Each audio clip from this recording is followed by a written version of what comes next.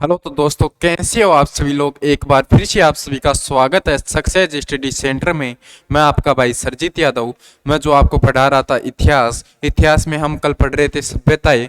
मैंने जो कल सभ्यताएं के बारे में आपको बताया था, मैंने जो कल कालीबंगा सभ्यता के बारे में आपको बताया था, मोहनजोदड़ो के बारे में बताया था, हड़प्पा सभ्यता के बारे में बताया था।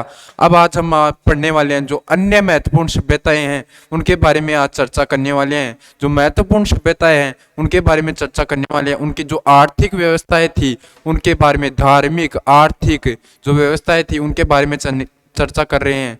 तो आज हमारी जो क्लास होगी वो क्लास इसी चीज़ की होगी कि हम जो सभ्यताएं हैं उनके बारे में चर्चा करेंगे। तो चलो स्टार्ट करते हैं आज की क्लास। आज की क्लास में जो कल हमने कालीबंगा सभ्यता पढ़ ली थी, एक तो कालीबंगा पढ़ ली थी, एक जो हड़प्पा पढ़ ली थी, एक पढ़ ली थी मोहनजोदड़ो।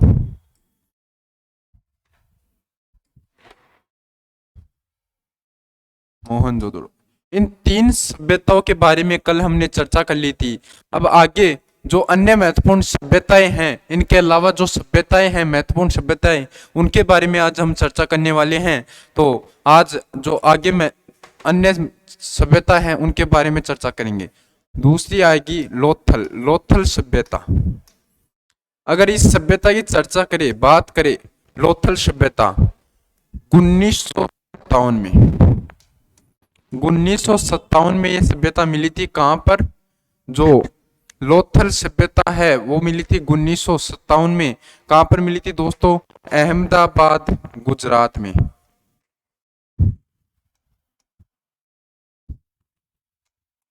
अहमदाबाद गुजरात में ये सभ्यता मिली थी। अहमदाबाद गुजरात किसके द्वारा खोजी गई थी? S.R. राव के द्वारा। S.R. राव नामक जो व्यक्ति है उसके द्वारा इस सभ्यता की खोज की गई थी। 1957 में एक सभ्यता खोजी गई थी। लोथल जो सभ्यता है जो अहमदाबाद गुजरात में स्थित है। कहां पर स्थित है? अहमदाबाद गुजरात में। अगर हम इसके प्रमाणों की बात करें, इस सभ्यता से क्या क्या महत्वपूर्ण प्रमाण मिले हैं, इस सभ्यता से हमें क्या क्या प्रमाण मिले हैं, अगर उनकी बात करें तो इस सभ्यता से एक तो मिट्टी की घोड़े की मूर्ति मिली है। मिट्टी की घोड़े की मूर्ति।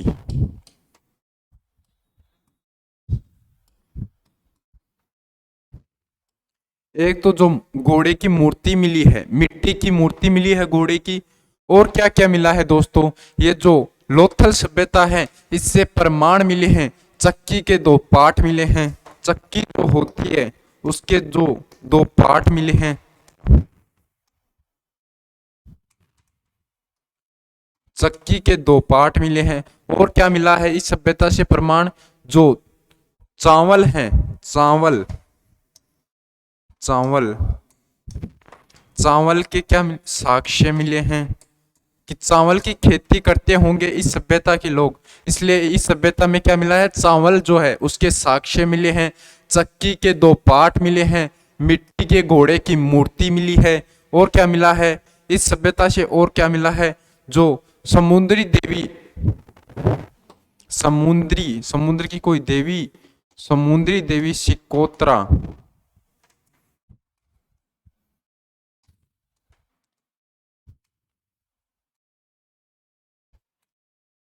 की मूर्ति मिली है। समुद्री देवी शिकोत्रा की मूर्ति मिली है। एक तो ये इंपॉर्टेंट है, यह भी इंपॉर्टेंट है। जो चावल के साक्ष्य, सर्वप्रथम चावल के साक्ष्य कौन सी सभ्यता से मिले हैं? तो वो सर्वप्रथम चावल के साक्ष्य लोथल सभ्यता से मिले हैं। दोस्तों ये ध्यान में रखना, सर्वप्रथम चावल के जो साक्ष्य हैं वो सिर्फ लोथल सभ्यता से मिले हैं। लोथल सभ्यता के लोग ही सर्वप्रथम जो चावल की खेती है वो करना चालू किया है, स्टार्ट किया था। और जो समुद्री देवी शिकोत्रा, इसकी जो मूर्ति है वो भी कहाँ से मिली है? लोथल सभ्यता से मिली है।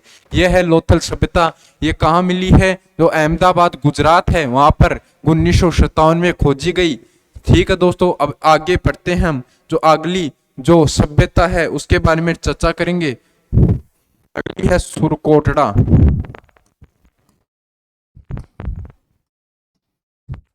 जो सभ्यता है सुरकोटड़ा सभ्यता, उसके बारे में चर्चा करने वाले हैं। कब मिली थी? 1964 में। 1964 में खोजी गई ये सभ्यता। किसके द्वारा खोजी गई थी दोस्तों? इस सभ्यता को किसके द्वारा खोजा गया था, इसके बारे में अगर हम बात करें, कहाँ पर है ये, स्थान कौन सा है इसका? कच्छ, गुजरात में स्थित है।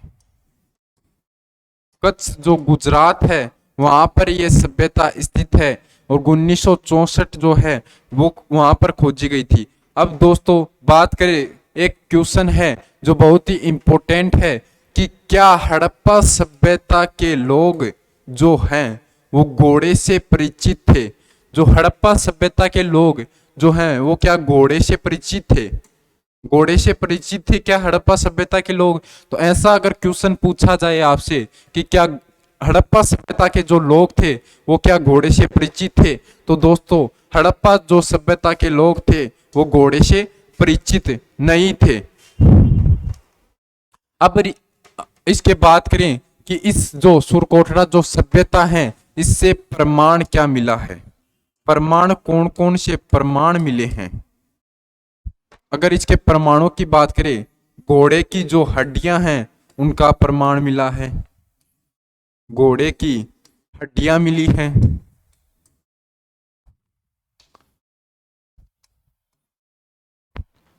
मिला है तराजू, तराजू का एक पलड़ा, तराजू का एक पलड़ा मिला है। ये इस सभ्यता से जो सुरकोटड़ा सभ्यता है इनसे प्रमाण मिला है। एक तो घोड़े की जो हड्डियां हैं वो मिली है, तराजू का एक पलड़ा मिला है। ये प्रमाण ये इंपॉर्टेंट है। घोड़े की हड्डियां कौन से सभ्यता से मिली है दोस्तों? अगर बात करें घोड़े की हड्डियां जो सुरकोटड़ा सभ्यता से घोड़े की हड्डियां मिलती हैं, और बात करें कि क्या हड़प्पा जो सभ्यता थी वो घोड़े से परिचित थी, तो हड़प्पा सभ्यता के लोग घोड़े से परिचित नहीं थे। अब बात करते हैं, आगे चलते हैं। जो आगे सभ्यता है वो है धोलावीरा।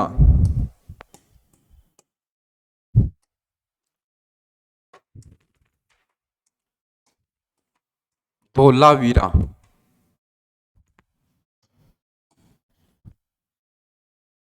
धोलावीरा जो सभ्यता है के बारे में चर्चा करने वाले हैं। यह सभ्यता कब खोजी गई? 1990 से 1991 में। 1990 जो है उससे 1991 के मध्य ये सभ्यता खोजी गई। किसके द्वारा? रविंदर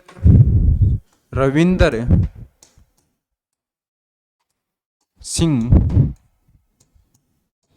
बिष्ट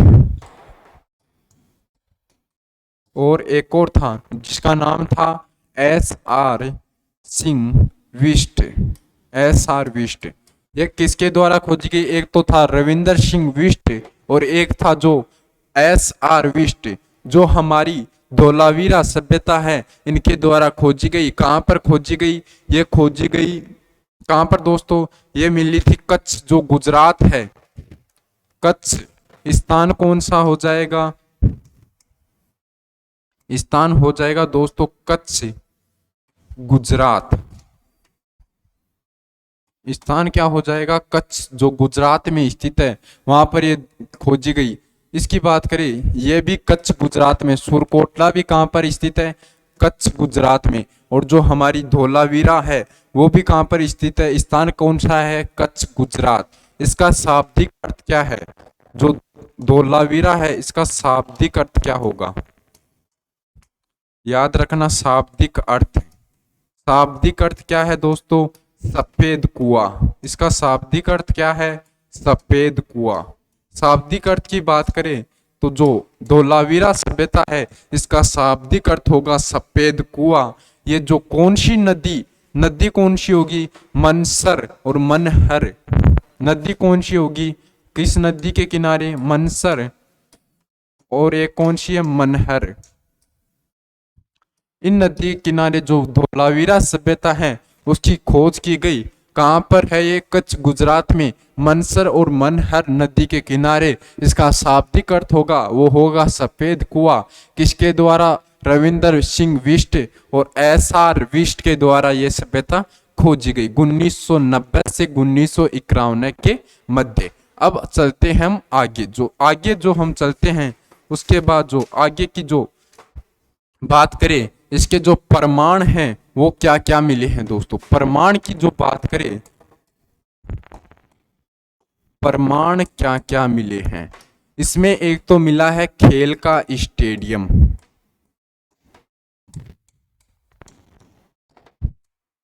खेल का स्टेडियम मतलब कोई खेल का स्टेडियम होगा वो मिला है। जो हमारी ये सभ्यता है इसमें एक तो खेल का स्टेडियम मिला है। एक जो सूचना पट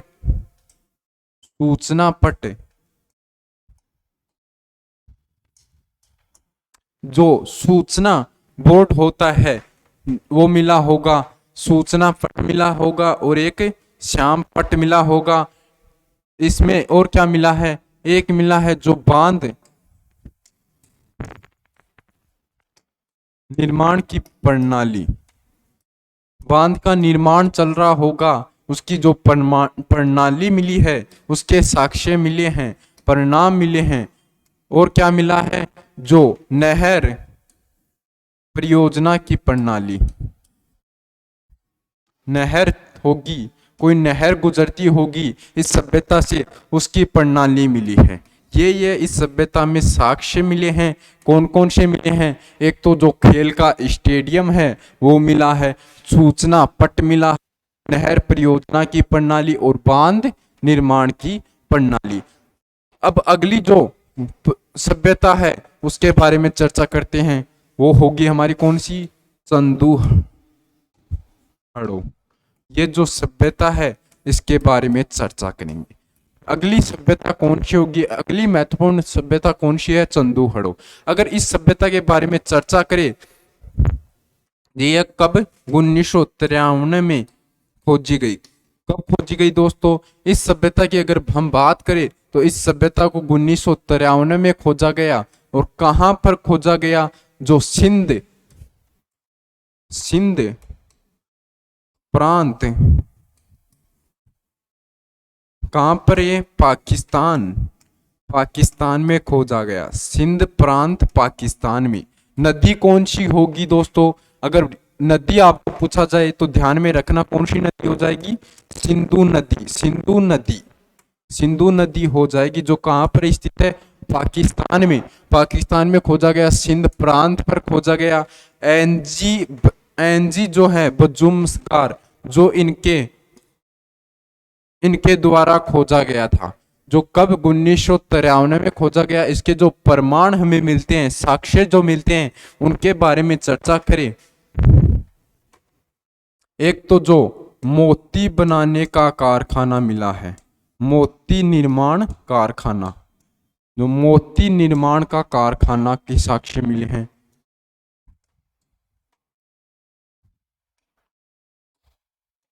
एक तो जो मोती का निर्माण होता होगा कारखाने में, उसका साक्ष्य मिले हैं। एक जो गुड़िया आती है, गुड़िया निर्माण का कारखाना के साक्ष्य मिले हैं।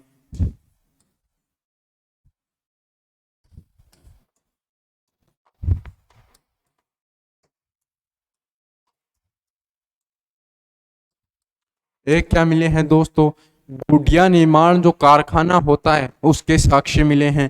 सौंदर्य प्रशासन के साक्ष्य मिले हैं।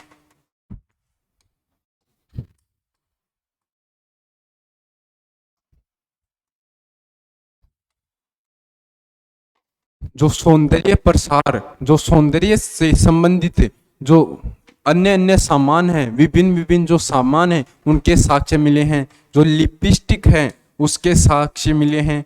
कौन सी, चंदू हुडू सभ्यता एक ऐसी सभ्यता है जिससे सौंदर्य से संबंधित जो अन्य भाग हैं जो उसके साक्ष्य मिले हैं, वो कौन सी सभ्यता से, चंदू हड़ू सभ्यता से साक्ष्य, सौंदर्य प्रसार के। और लिपस्टिक के भी कहाँ पर मिले हैं, ये भी चंदू सभ्यता से मिले हैं। और क्या मिले हैं, एक जो तांबे की जो मूर्तियां मिली हैं, तांबे की मूर्तियां मिली हैं। तांबे की मूर्तियां भी कहाँ से मिली है? ये भी चंदू हड़ो सभ्यता से मिली। अब हमने जो इम्पोर्टेंट सभ्यताएं थी उनके बारे में चर्चा कर ली। हमने अब तक 7 सभ्यता पढ़ ली हैं।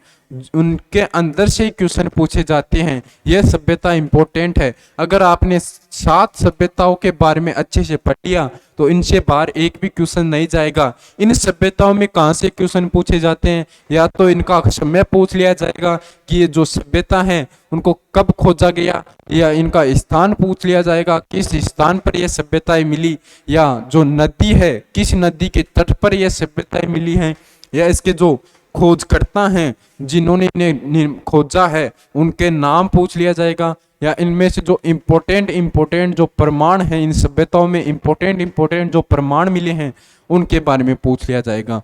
तो कुछ क्वेश्चन इनके अंदर से आते हैं, और अगर हम आगे बात करें तो इनके जो बाहर से क्वेश्चन आते हैं उनके बारे में चर्चा करेंगे। एक बहुत ही इम्पोर्टेंट क्वेश्चन है कि इनके काल निर्धारण की प्रणाली, सभ्यताओं के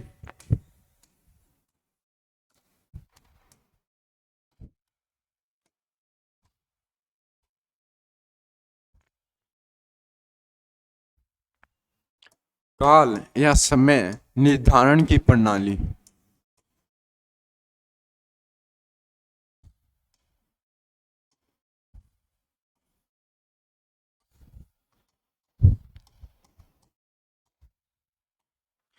अगर हम इन सभ्यताओं के काल निर्धारण की प्रणाली की बात करें तो विभिन्न विभिन्न विद्वानों ने अपने विभिन्न विभिन्न मत दिए, लेकिन अगर सर्वमान्य मत की बात करें तो वो मत होगा हमारा C14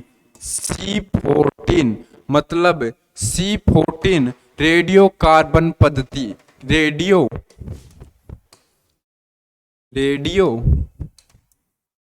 कार्बन पद्धति।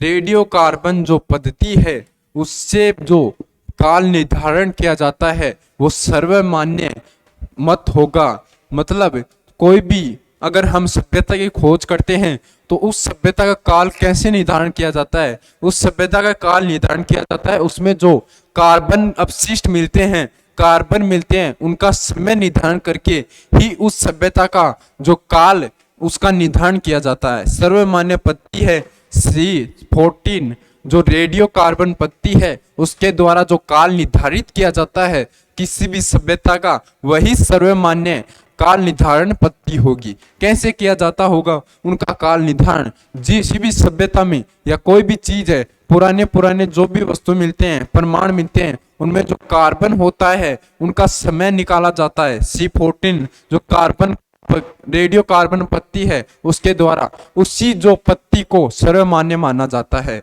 तो इसकी बात करें ये कब हुआ होगा इन सभ्यताओं का काल?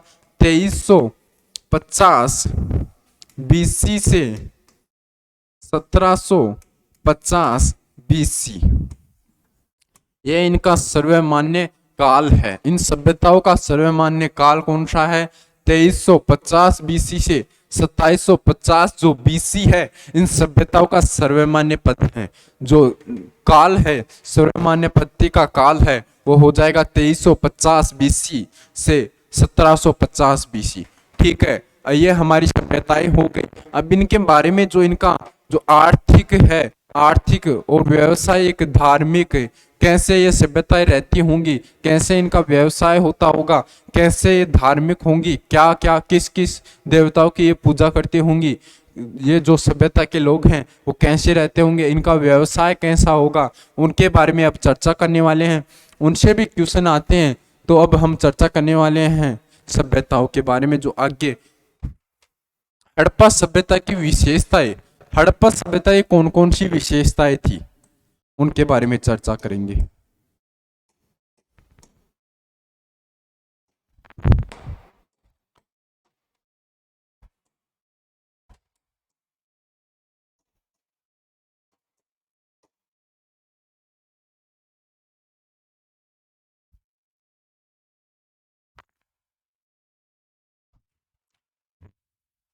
हड़प्पा सभ्यता की जो विशेषताएं थी उनके बारे में चर्चा करने वाले हैं। अगर हम हड़प्पा सभ्यता की बात करें तो ये नगरीकरण पर आधारित सभ्यताएं थी, मतलब कि नगर के रूप में बसी हुई थी।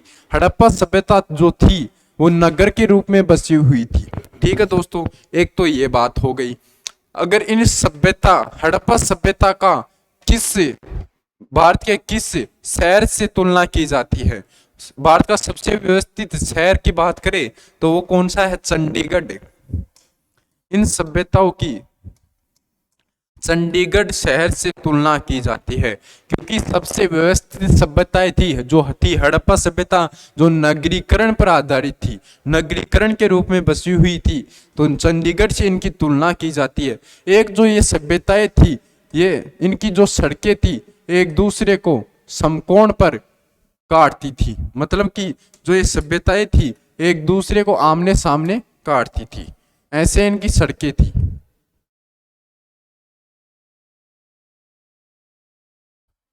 ऐसे सड़कें थी इनकी, एक दूसरे को कहाँ समकोण पर ही काटती थी, मतलब कि यहाँ पर ऐसे ऐसे नहीं काटती थी। जो यहाँ पर जो चौराहा होता था वो एक दूसरे को जो काटती थी सड़कें, ये समकोण पर सीधी काटती थी, एक दूसरे को सीधी काटती थी।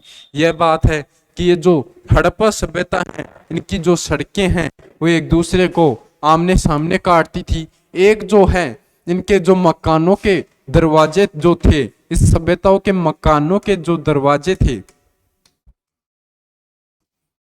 मकानों के जो दरवाजे थे, जो जो मुख्य सड़क है, मेन सड़क है, मुख्य सड़क की ओर खुलते थे। जो ये मकान होते थे इनके जो दरवाजे थे ये जो मेन सड़क होती थी उसी की तरफ खुलते थे, मतलब कि गलियों की तरफ ये दरवाजे नहीं खुलते थे। इन जो हड़प्पा सभ्यता की एक विशेषता और क्या थी दोस्तों, वो थी कि जो ये सभ्यता हड़प्पा सभ्यता थी इसमें मकानों के जो दरवाजे खुलते थे वो जो मुख्य सड़क है उसी की ओर खुलते थे, जब वो की गलियों की तरफ इनके दरवाजे नहीं खुलते थे। जो मुख्य सड़क है उसी की ओर दरवाजे खुलते थे। एक जो अन्य विशेषता की बात करें, एक आती है निकल कर, इनमें जो मकान थे वो पक्के ईंटों के मकान थे, पक्के मकान थे। जो हड़प्पा सभ्यता जो है उसमें जो भी मकान मिलते हैं वो पक्की ईंटों के मकान थे, जबकि जो कालीबंगा सभ्यता है, कालीबंगा सभ्यता, कालीबंगा सभ्यता में मैंने आपको बताया था, याद करो, कि कच्ची ईंटों के मकान मिलते हैं। कालीबंगा सभ्यता में कैसे कच्ची ईंटों के मकान मिलते हैं दोस्तों, कच्ची ईंटों के मकान। इसीलिए इस सभ्यता को क्या कहा जाता है? गरीबों की बस्ती, गरीबों का जो मकान, गरीबों की सभ्यता, गरीबों की बस्ती कहा जाता है, क्योंकि जो कालीबंगा एकमात्र ऐसी सभ्यता है जिसमें कच्ची ईंटों के मकान मिलते हैं, कच्ची ईंटों के मकानों का प्रमाण साक्ष्य मिलते हैं। जबकि जो हड़प्पा सभ्यता है उसमें जो मकान के प्रमाण या साक्ष्य मिलते हैं वो पक्की ईंटों के मकान मिलते हैं, पक्के मकान मिलते हैं। जो दूसरी अब विशेषता की बात करें तो यहाँ पर जो भी नालियां, पानी निकास के लिए नालियां जो थी वो पक्की नालियां मिलती हैं, पक्की नालियां। जो हड़प्पा सभ्यता है उसमें जो भी नालियां मिलती थी वो पक्की नालियां, पक्की ईंटों की नालियां मिलती थी। जबकि कालीबंगा जो सभ्यता है एक ऐसी सभ्यता है जहां पर लकड़ी की नालियां मिलती हैं। कैसी नालियां मिलती है दोस्तों? जो कालीबंगा सभ्यता है वहां पर लकड़ी की नालियां मिलती है, पक्की ईंटों की नालियां नहीं थी। कालीबंगा सभ्यता में लकड़ी की नालियां मिलती है, जबकि हड़प्पा जो सभ्यताएं हैं उनमें नालियां जो हैं वो पक्की ईंटों की मिलती हैं। अब बात करें, यहाँ हड़प्पा सभ्यता में सबसे चौड़ी सड़कें मिलती हैं। हड़प्पा सभ्यता में दोस्तों सबसे चौड़ी सड़कें मिलती हैं। सबसे चौड़ी सड़कें कहाँ पर मिलती है? ये भी हड़प्पा सभ्यता में मिलती हैं। सबसे चौड़ी सड़कें, सबसे चौड़ी सड़कें हड़प्पा सभ्यता में मिलती हैं। अब इनकी बात करें तो इन सभ्यताओं के नगरों के रूप में दो भागों में बांटा गया है। एक जो पूर्वी पूर्वी नगर, एक जो था वो था पश्चिमी नगर। पश्चिमी नगर और पूर्वी नगर, इनमें जो यहाँ पर रहते थे वो तो राजा लोग रहते थे, राजा। यहाँ पर जो सामान्य लोग, सामान्य आम जनता, सामान्य जनता रहती थी। इन दो भागों में इनको बांटा गया था, एक जो था पश्चिमी नगर, एक जो था पूर्वी नगर। पूर्वी नगर में जो सामान्य जनता या सामान्य लोग थे वो रहते थे, और एक था जो राजा, पश्चिमी नगर, उसमें राजा लोग रहते थे। इनको दो भागों में बांटा गया था। जो जॉन मार्शल था उसने, जॉन मार्शल ने हड़प्पा सभ्यता, हड़प्पा और जो मोहनजोदड़ो है, इनको, इन सभ्यताओं की दो राजधानियां कहा है। जॉन मार्शल ने, किसने कहा है? हड़प्पा सभ्यता और मोहनजोदड़ो, इन जो सभ्यताओं की दो राजधानियां किसने कहा है? जॉन मार्शल ने। याद रखना, यह भी इंपॉर्टेंट है, इंपॉर्टेंट लगा लेना इसको। जॉन मार्शल जो है उसने कहा है इन सभ्यताओं की जो मुख्य जो राजधानियां हैं वो है एक तो हड़प्पा और एक है मोहनजोदड़ो। इनके बारे में जो विशेषताएं हैं इनके बारे में बात की हमने कि क्या क्या विशेषताएं हैं। एक तो ये नगरीकरण के ऊपर आधारित है दोस्तों। एक जो इसकी जो इसका जो मकान मिलते हैं, इन सभ्यताओं में जो मकान मिलते हैं वो पक्की ईंटों के मिलते हैं, लेकिन जो कालीबंगा सभ्यता है उसमें जो मकान मिलते हैं वो कैसे मिलते हैं? कच्ची ईंटों के मकान मिलते हैं। एक जो इन जो सभ्यताओं में जो नालियां, जो पानी निकास के लिए जो नालियां मिलती हैं वो पक्की ईंटों की पक्की नालियां मिलती हैं, लेकिन एक जो कालीबंगा सभ्यता है उसमें जो नालियां मिलती है वो कैसी मिलती है? वो लकड़ी की नालियां मिलती हैं।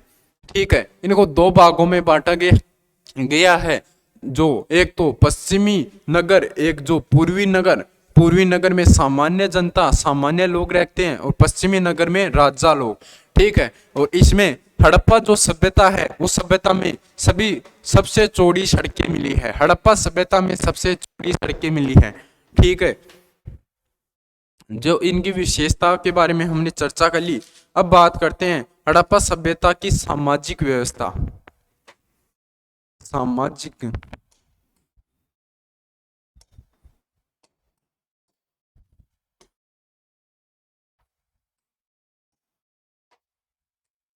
अगर दोस्तों हम इन सभ्यताओं की सामाजिक व्यवस्था की बात करें, इन सभ्यताओं में वर्ण व्यवस्था नहीं थी। ये जो सभ्यता थी इनमें जाति या वर्ण व्यवस्था नहीं थी। ये जो सभ्यताएं, हड़प्पा सभ्यताएं थी, इनमें वर्ण व्यवस्था नहीं थी, वर्ण या जाति व्यवस्था नहीं थी। क्या इन, अगर आपसे पूछा जाए क्या इन सभ्यताओं में वर्ण व्यवस्था थी या जाति व्यवस्था थी? नहीं थी। इन सभ्यताओं में वर्ण व्यवस्था नहीं थी, वर्ण व्यवस्था नहीं थी। एक तो इन सभ्यताओं में वर्ण व्यवस्था नहीं थी, इन सभ्यताओं के वर्गों में बांटा गया था। इन सभ्यताओं को वर्गों में बांटा गया था, 4 वर्गों में बांटा गया था। ये जो सभ्यताएं हैं इनको 4 वर्गों में बांटा गया था, उनके बारे में हम चर्चा करेंगे। जो पहला है वो है विद्वान, विद्वान। दूसरा जो वर्ग है वो है योद्धा या क्षत्रिय।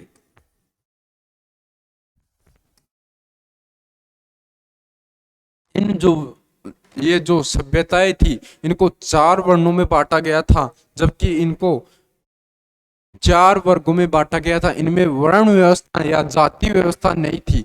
तीसरा आ जाएगा व्यापारिक, व्यापारिक या जो व्यापारिक होता है वो आ जाएगा।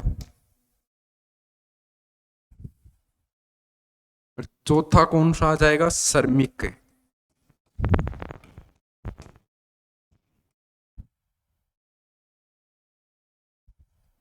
इन जो हड़प्पा या सभ्यताएं हैं इनको 4 वर्गों में बांटा गया था। पहला था विद्वान, दूसरा योद्धा, और तीसरा व्यापारिक, और चौथा श्रमिक।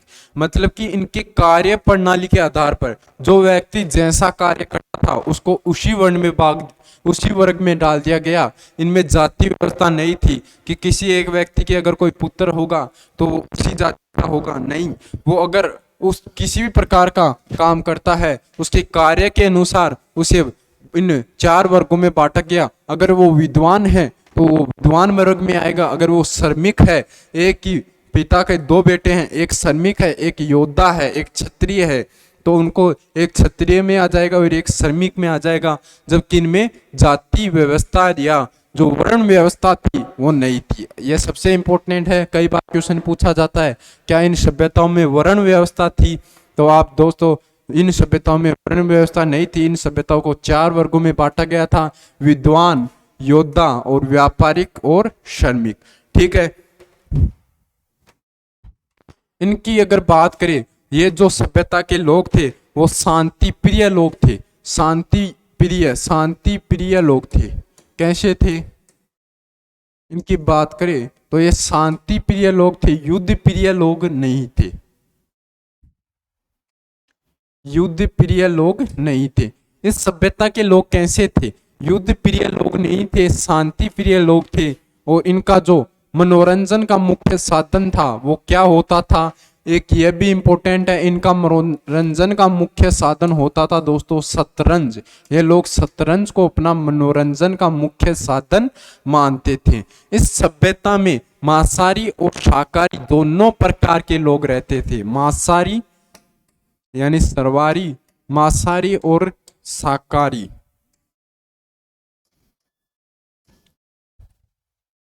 दोनों प्रकार के लोग रहते थे। मांसाहारी लोग भी रहते थे इन सभ्यताओं में और जो शाकाहारी लोग थे वो भी इन सभ्यताओं में रहते थे। ठीक है दोस्तों, अब बात करें, इन सभ्यताओं में ऊनी और सूती वस्त्र दोनों पहने जाते थे। जो सुन्नी वस्त्र है और सूती वस्त्र है दोनों पहने जाते थे, ऊनी और सूती वस्त्र।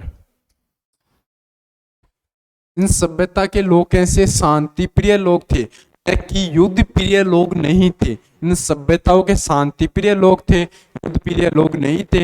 इनमें शाकाहारी और मांसाहारी दोनों प्रकार के लोग पाए जाते थे।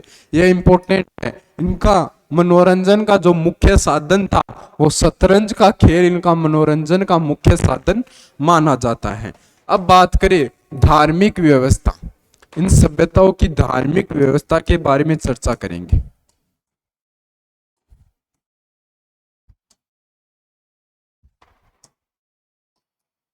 इन सभ्यताओं की धार्मिक व्यवस्था की बात करें तो इन सभ्यताओं में अन्य बहुत सारे देवी देवताओं की मूर्तियां मिलती हैं। ये लोग मूर्तियों की पूजा करते थे। इन सभ्यताओं में कहीं भी मंदिर का साक्ष्य नहीं मिला है, मंदिर का साक्ष्य इन सभ्यताओं में कहीं पर भी नहीं मिला, मंदिर का साक्ष्य नहीं मिला है। ये लोग कैसे थे, ये लोग मूर्ति की पूजा करते थे। ठीक है, यहाँ इनकी मूर्ति जो कहाँ पर रहती थी, खुले आसमान के नीचे किसी पेड़ के नीचे मूर्ति रखी जाती थी, किसी जो चबूतरा होता है उसके ऊपर मूर्ति रखी जाती थी। मतलब कोई भी मंदिर नहीं मिला है, इन सभ्यताओं में कोई भी मंदिर का साक्ष्य नहीं मिला है। ठीक है दोस्तों, ये लोग किसकी पूजा करते थे, मूर्ति की पूजा करते थे। ये लोग जो मातृ देवी है उसकी सबसे ज्यादा पूजा करते थे। किसकी, मातृ देवी की, मतलब कि धरती माता की या मातृ देवी की सबसे ज्यादा पूजा करते थे। मातृ शतात्मक ये जो सभ्यताएं थी न कि पितृ शतात्मक थी, इनमें महिलाओं को अधिक जो महत्व दिया गया था। क्यों, क्योंकि इन सभ्यताओं में जो भी मोहरें मिलती हैं उन पे महिलाओं के अधिक जो चित्र अंकित थे। इसके कारण यह प्रमाण मिलता है कि ये जो सभ्यताएं हैं इनमें महिलाओं को अधिक महत्व दिया गया है। ये जो मातृ देवी की सबसे अधिक पूजा करते हैं, इनमें जो अन्य जो समुद्री देवी की मूर्ति मिलती है, जो महादेव की मूर्ति मिलती है, उनकी पूजा करते थे। ये मूर्तियों की पूजा करते थे। ये सबसे अधिक जो मतलब कि सबसे अधिक किसकी पूजा करते थे, मूर्तियों की पूजा करते थे। इनमें किसी भी मंदिर का प्रमाण नहीं मिला है। ये जो सबसे ज्यादा किस पक्षी को पवित्र मानते थे, पक्षी को, बाज को ये लोग सबसे ज्यादा पवित्र पक्षी मानते थे। और किस पेड़ को सबसे ज्यादा पवित्र मानते थे। किस पेड़ की पूजा करते थे? पीपल का जो पेड़ होता है, ये लोग उसकी पूजा करते थे। ये लोग सबसे ज्यादा पवित्र बाज जो पक्षी है, बाज जो है उसकी सबसे ज्यादा पवित्र मानते थे। ये मूर्ति पूजा करते थे। इस सभ्यता में कहीं भी मंदिर का साक्ष्य नहीं मिला है। ठीक है दोस्तों, यह बात हो गई इसकी धार्मिक व्यवस्था की। अगर इसका आर्थिक व्यवस्था की बात करें,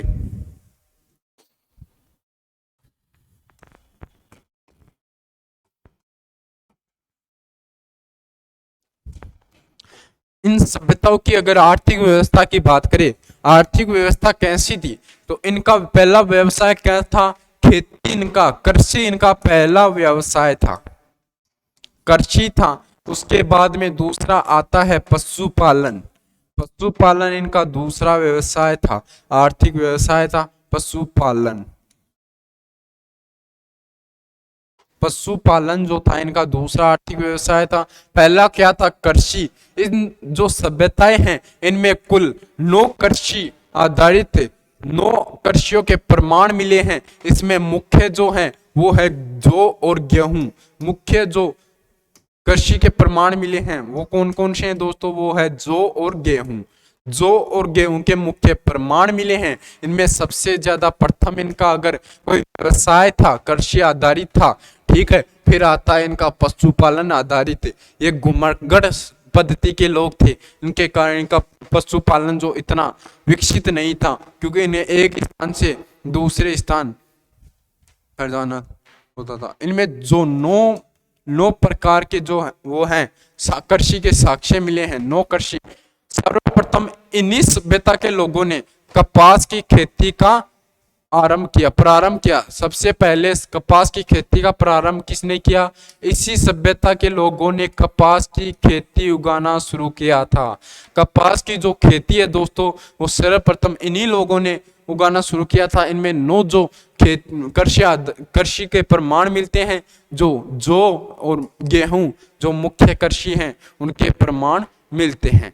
अगर हम इनकी बात करें, इन इन सभ्यताओं में कहीं पर भी लोहे का प्रमाण नहीं मिलता। लोहे का प्रमाण नहीं मिलता। लोहे का प्रमाण नहीं मिलता। इस सभ्यता में लोहे का प्रमाण कहीं पर भी नहीं मिलता, मतलब कि इस सभ्यता में लोहा नहीं था। इसके कारण जो हल होते थे, कृषि के लिए हल जो प्रयोग में लिए जाते थे, वो किसके होते थे दोस्तों? वो लकड़ी के हलों का प्रयोग किया जाता था। इसलिए इन सभ्यताओं में लोहे का कहीं पर भी प्रमाण नहीं मिला। ये याद रखना इंपॉर्टेंट है कि क्या सभ्यताओं में, इन ये जो हड़प्पा सभ्यताएं हैं, इनमें लोहे का उपयोग किया जाता था या नहीं किया जाता था? तो दोस्तों इन सभ्यताओं में कहीं पर भी लोहे का प्रमाण नहीं मिला था। यहाँ पर जो हल का उपयोग किया जाता था, हल को काम में लिया जाता था, वो कैसा? लकड़ी का बना हुआ हल होता था। इस हल में जो फाल लगाई जाती थी, जो फाल नीचे जो फाल लगाई जाती थी दोस्तों, वो किसकी? वो पत्थर की बनी हुई होती थी। पत्थर की बनी हुई फाल का उपयोग किया जाता था। और इसमें जो अन्य धातुएं हैं, सोना चांदी के साक्ष्य मिले हैं। सोना, चांदी, कांसा और अन्य बहुत सारे जो 6 प्रकार के धातु के जो साक्ष्य मिले हैं, उसमें ये सबसे ज्यादा किसका साक्ष्य मिले हैं? सबसे ज्यादा कौन सी धातु मिली है? कांसा। इसलिए इन सभ्यताओं को कांस्य युगीन सभ्यताएं कहते हैं। कांस्य युगीन, कांस्य युगीन जो सभ्यताएं कहते हैं, क्योंकि इसमें सबसे ज्यादा कांसा जो धातु है उनके प्रमाण मिले हैं। इन सभ्यताओं में कहीं भी लोहे के प्रमाण नहीं मिले। इन सभ्यता में जो हल, कृषि के लिए हल जोतने के लिए हल का प्रयोग किया जाता था, वो किसका बना हुआ होता था दोस्तों? वो लकड़ी का बना हुआ होता था। उसके नीचे जो फाल का प्रयोग किया जाता है, वो फाल किसकी बनी हुई होती है? वो एक पत्थर की बनी हुई फाल का प्रयोग किया जाता है। अब आगे हम चलते हैं। तो अगर हम बात करें,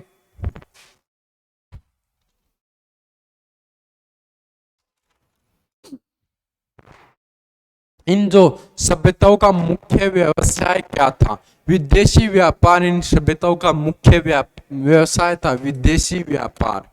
विदेशी व्यापार। विदेशी व्यापार जो था, इन सभ्यताओं का मुख्य जो व्यवसाय था वो था विदेशी व्यापार। विदेशों में जाकर व्यापार करना, वहां पर किसी अपनी जो यहाँ पर फसल उगाई उन्हें लेकर जाना, अनाज को लेकर जाना और विदेशों में जाकर वहां पर उस अनाज को उच्चतम पैसों में बेचना, यह सभ्यताओं का मुख्य व्यवसाय था, विदेशी व्यापार।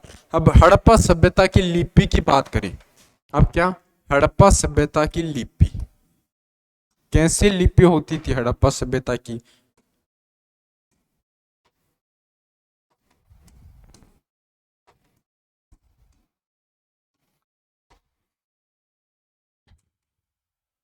अगर दोस्तों हम हड़प्पा सभ्यता की लिपि की बात करें, हड़प्पा जो सभ्यता है इसकी लिपि को कैसी थी? ब्रूस्टो फेडेन, ब्रूस्टो-फेडेन लिपि लिखी जाती थी। इन सभ्यताओं में जो लिपि मिलती है, जो लिपि के साक्ष्य मिलते हैं, जो मिलते हैं वो कौन सी थी? ब्रूस्टो-फेडेन। ठीक है दोस्तों, ब्रूस्टो-फेडेन जो लिपि है वो मिलती है। कैसी होती है ये लिपि? बाईं से बाईं ओर कैसे लिखी जाती थी? दाईं से बाईं ओर और बाईं से दाईं ओर।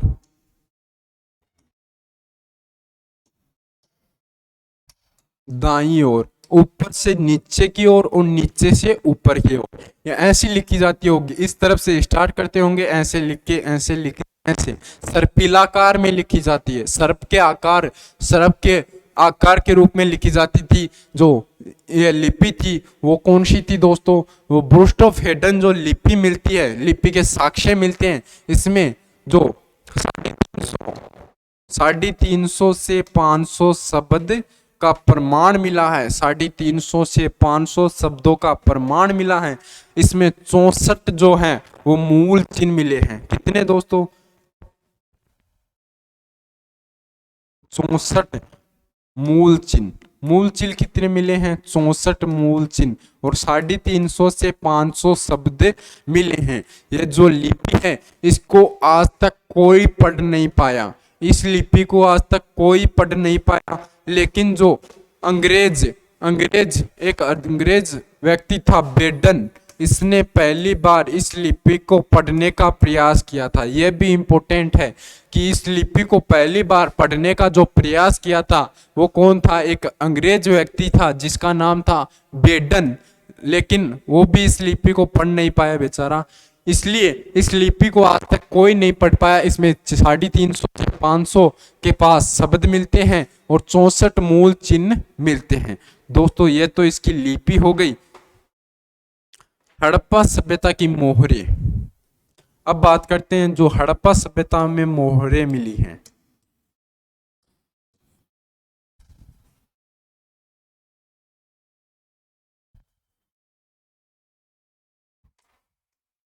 याद करो दोस्तों, मैंने जो पिछली कल की जो क्लास थी उसमें बताया था कि सबसे ज्यादा मोहरे कहां पर मिली है? जो मोहनजोदड़ो है, मोहनजोदड़ो, वहां पर सबसे ज्यादा मोहरे मिली थी।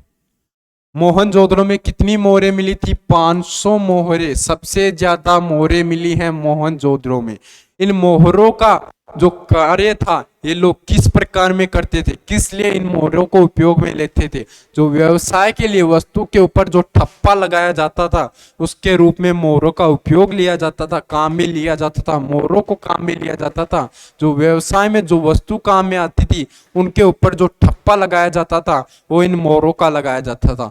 इनमें जो मोहरें मिलती हैं वो बेलनाकार,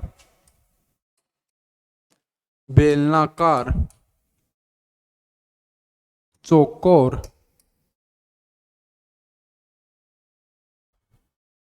गोल मोहरें मिलती है, लेकिन सबसे ज्यादा चौकोर मोहरें मिलती है। कैसी मोहरें मिलती है दोस्तों? इस जो सभ्यताएं हैं यहाँ पर सबसे ज्यादा चौकोर मोहरें मिलती हैं। और ये सबसे ज्यादा मोहरें कहाँ पर मिलती है? इंपॉर्टेंट है, ये याद रखना। मोहनजोदड़ो में सबसे ज्यादा मोहरें मिली हैं। यहाँ पर कितनी मोहरें? 500 मोहरें मिली हैं मोहनजोदड़ो में। वो ठीक है, ये हड़प्पा सभ्यता की जो मोहरें हैं वो चौकोर मोहरें सबसे ज्यादा मिलती हैं, ठीक है। और जो इन सभ्यताओं के पतन मतलब कि विनाश का कारण क्या रहा होगा, यह भी इंपॉर्टेंट है। जो बाढ़ है, अंदाजा लगाया जाता है कि इन जो सभ्यताएं हैं, ये जो सभ्यताएं हैं, इनका पतन या विनाश का कारण बाढ़ रही होगी। बाढ़ के कारण इन सभ्यताओं का विनाश हुआ होगा।